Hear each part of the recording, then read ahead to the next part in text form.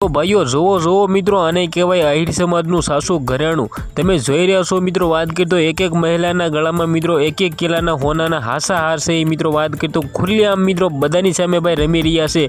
કોઈ પણની પણ બીક નથી અને ભાઈ બીક રાખવી પણ ન જોઈએ, કારણ કે મિત્રો આ ગુજરાત છે ને ગુજરાતમાં મિત્રો સામાન્ય રીતે ભાઈ કોઈ પણ બેનો દીકરીઓ છે એ બજારમાં ફરી શકે છે। નમસ્કાર મિત્રો, ફરીવાર એક નવા વિડીયોમાં તમારું સ્વાગત છે। સૌથી પહેલાં તો મિત્રો વાત કરીએ તો તમને બધા લોકોને ખબર છે કે અત્યારે ભાઈ ગુજરાતમાં નવરાત્રી ચાલી રહી છે। તેમાં તેની જ મિત્રો વાત કરીએ તો જામનગરથી આહિર સમાજનો એક સોશિયલ મીડિયામાં વિડીયો ખૂબ જ વાયરલ થઈ રહ્યો છે।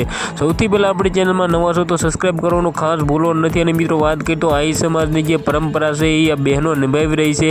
ગળામાં મિત્રો વાત કરીએ તો કરીબ એક કિલ્લાના હાર છે એ મિત્રો સોનાના ભાઈ પહેરીને એક સાથે મિત્રો તમે જોઈ શકો છો કે અહીંયા 5 થી 10 કરોડનું મિત્રો એમ કીધું સોનું જ છે, પરંતુ મિત્રો કોઈ પણ ચોરની બીક નથી।